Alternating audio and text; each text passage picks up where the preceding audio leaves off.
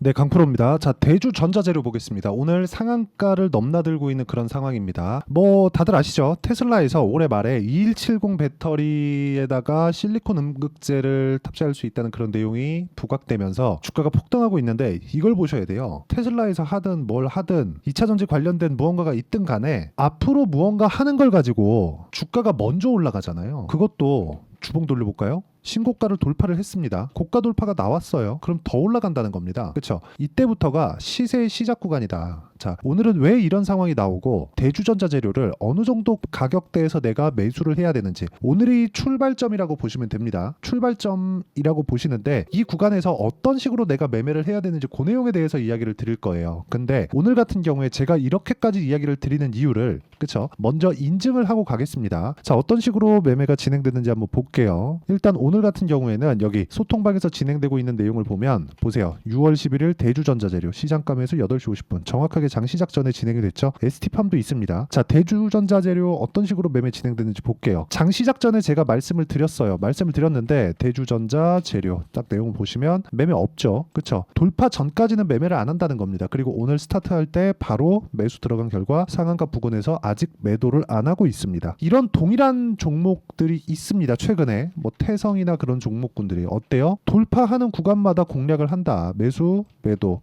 11% 그리고 최근에 태성 어저께 매도를 했는데 오늘은 더 올라가더라고요. 50% 정도의 상승세. 최근에만 그런 게 아니라 뭐 최근에 시장이 그렇게 좋았다고 볼 수 없죠. 요 내용 보세요.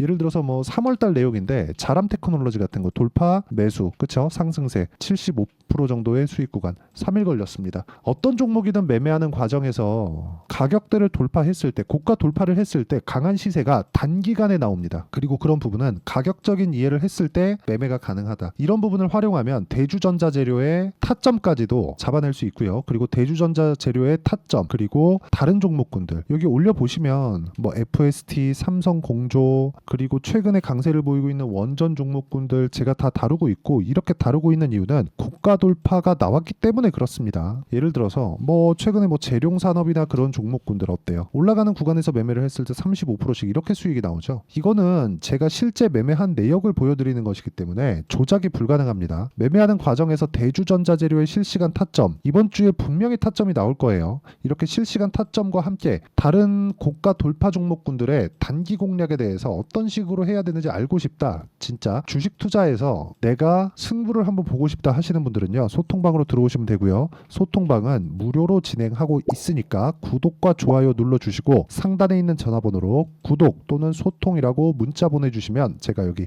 소통방 입장 링크를 순차적으로 공유를 해드리도록 하겠습니다. 주식 투자의 인생을 바꿀 수 있는 고가 돌파, 이 구간에 대해서 확실하게 제가 이해를 시켜드리도록 하겠습니다. 자, 그럼 어떤 종목군들을 제가 공략하는지, 어느 정도의 수익을 보고 있는지 말씀드렸으니까 이 내용을 가지고 대주전자재료의 상황을 한번 볼게요. 일단 그걸 보셔야 됩니다. 대주전자재료는 음극재를 다루고 있고요. 음극재는 배터리에서 리튬 이온을 저장하고요, 방출하는 요인을 합니다. 근데 기본적으로 23년도에 강하게 움직였었던 종목군들, 2차 전지 관련된 종목군들을 보면 양극재입니다. 자, 요거를 최근에 강하게 진행되고 있는 반도체 종목군들을 토대로 이야기를 한번 드려볼게요. 최근에 반도체 종목군들이 굉장히 강한 움직임을 보이고 있는데 한 10년 정도 전에 반도체 종목군들의 강세를 보였었던 2016, 2018, 17년 이럴 때의 강세를 보였었던 반도체 종목군들은 어떤 종목이었느냐? 전공정이었습니다. 근데 최근에 한미 반도체를 포함해서 뭐 가온칩스도 마찬가지고, 뭐 최근에 뭐 강세를 보이고 있는 반도체 종목군들의 대부분은요, 아니 그냥 99%는 후공정입니다. 자, 무슨 얘기냐면 과거에는 후공정이 그렇게 중요하게 작용하지 못했었지만 지금은 중요하게 작용을 하고 있었다는 게, 과거부터 지금까지 진행해 오면서 돈이 되는 그 분야가 바뀌고 있는 거예요. 예를 들어서 그렇습니다.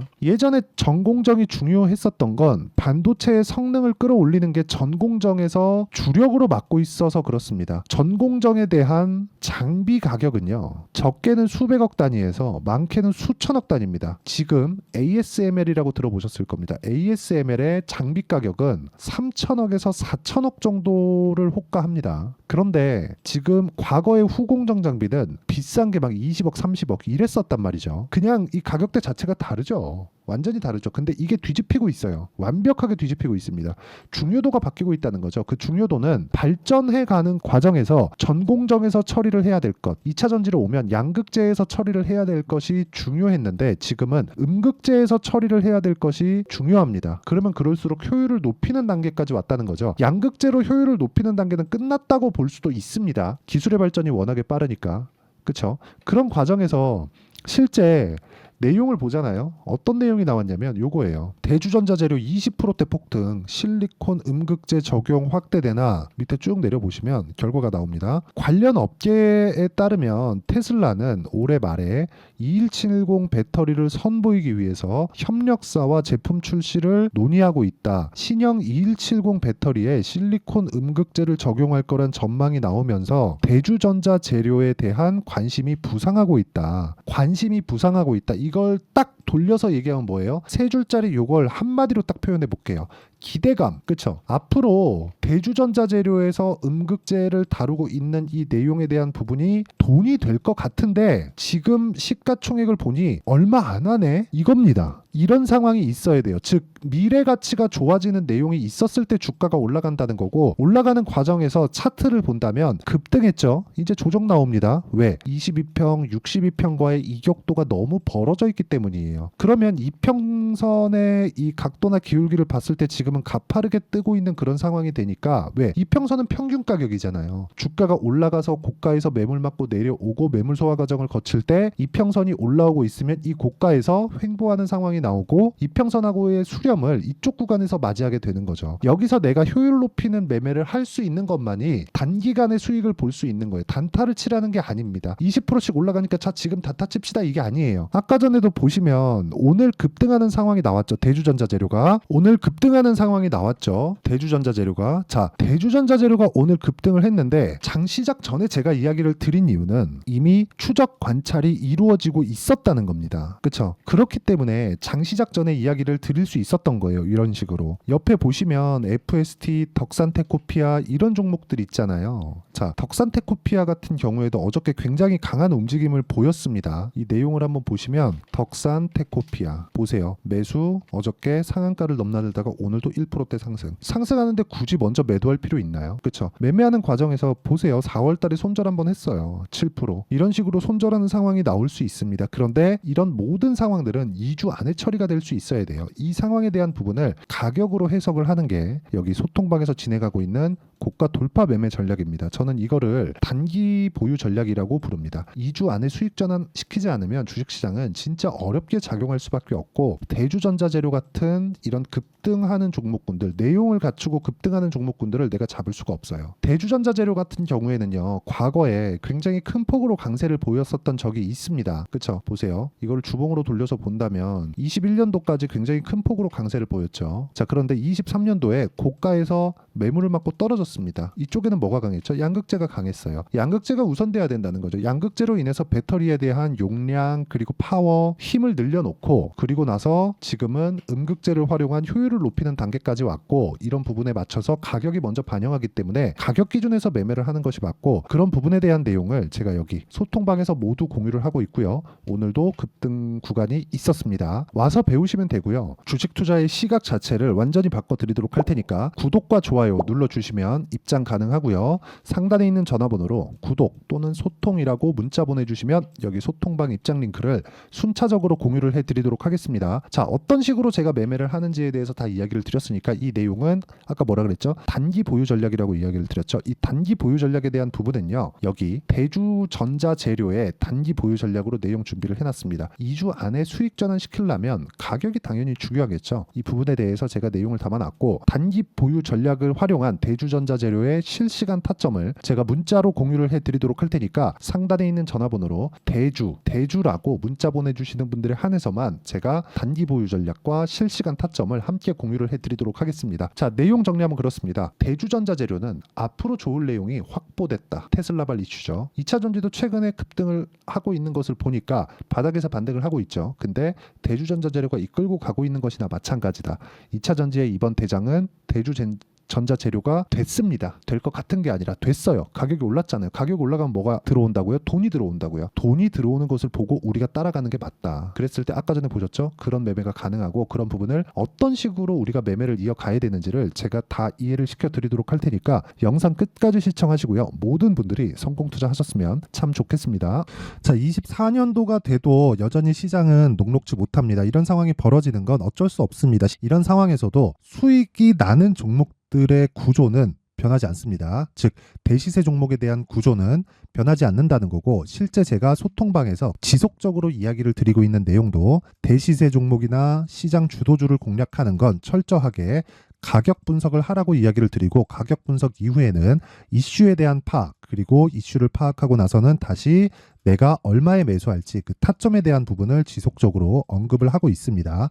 자, 근데 생각해 보세요. 시장이 굉장히 어려웠습니다. 어려운 상황에서의 어떤 종목들이 강했냐 보면 반도체와 그리고 바이오입니다. 자, 실제 여기 보면요. HLB에 제가 실제 매매한 내용을 띄워놓고 보여드리고 있는데 1월 22일부터 매매를 시작해서 4일 동안 31%의 수익 마감이 됐고요. 그리고 여전히 신고가 종목입니다. 자, 그리고 그 다음 어보브 반도체, 이름을 보시다시피 반도체 종목이죠. 그리고 AI 반도체는 지속적으로 강세를 보이고 있습니다. 이 종목도 신고가를 먼저 달성한 이후에 제가 21%의 단기간에 21%의 큰 수익을 내고 마감이 됐습니다. 다시 재공략을 준비하고 있고, 이런 부분은 소통방에서 다 공유를 해드립니다. 자, 그리고 코세스. 자, 코세스 같은 종목도 당연히 그쵸, 신고가 종목이고요. 그리고 반도체 종목입니다. 이 종목도 영업일 기준에서 이틀 동안 대략 한 15%의 수익 마감이 됐습니다.